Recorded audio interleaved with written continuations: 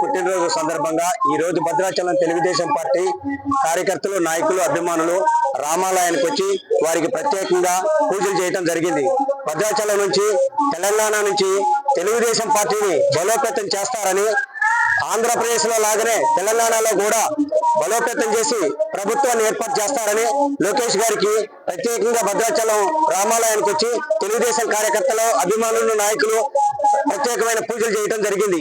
ఈ రోజు తెలుగుదేశం పార్టీ జాతీయ ప్రధాన కార్యదర్శి నారా లోకేష్ బాబు గారి జన్మదినోత్సవం సందర్భంగా భద్రాచలం తెలుగుదేశం పార్టీ ఆధ్వర్యంలో రామాలయానికి ఇచ్చేసి తెలుగుదేశం నాయకులందరం కలిసి ప్రత్యేక పూజా కార్యక్రమాలు రామాలయంలో నిర్వహించి లోకేష్ గారు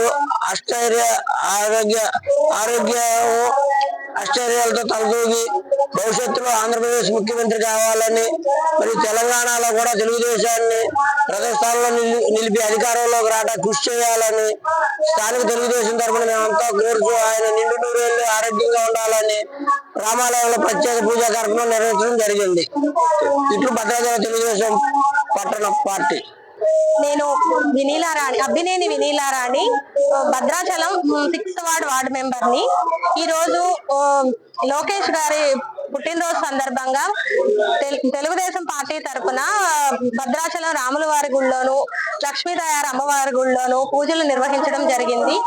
లోకేష్ గారు అష్టైశ్వర్యాలతో, సుఖశాంతంతో, ఆయురారోగ్యాలతో వర్ధిల్లాలని కోరుకుంటూ మేమందరం ఈ పూజలు నిర్వహించడం జరిగింది. Local to global news at your fingertips. మీ చేతిలో ఒక ఆయుధం. డౌన్లోడ్ రా TV app. Media legend Ravi Prakash is back.